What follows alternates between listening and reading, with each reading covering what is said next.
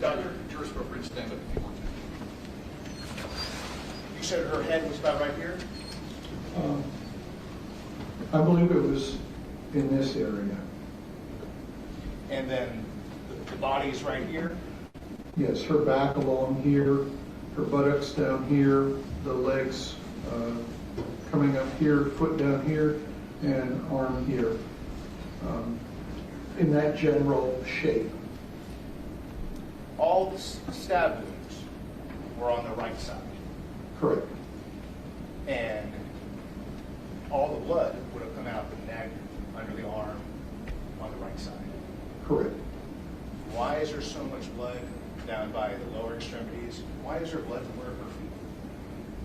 Well, again, we're losing, or she's losing, a couple of quarts of blood, and they're being absorbed into the carpet.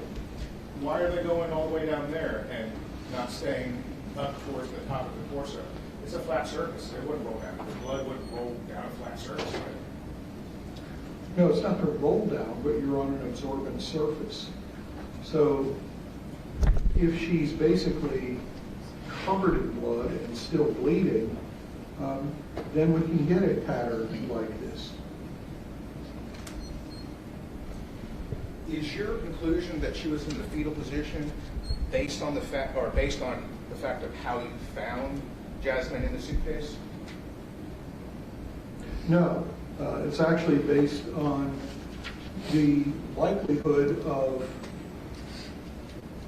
where the stab wounds are clustered. And again, we have an area that's not much bigger than a piece of paper. If we just say chest and shoulder and neck, where all of her wounds are clustered, with the exception of the left arm, but the left arm itself, again, is free. So if someone is just standing there and they're upright and not in a position, a constrained position, then I would expect to see stab wounds all over the body.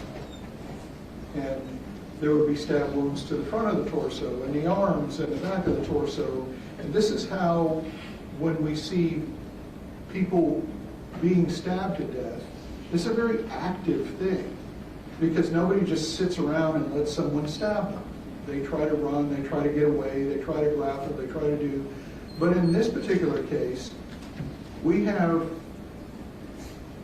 60 stab wounds that are clustered in an area approximately this big.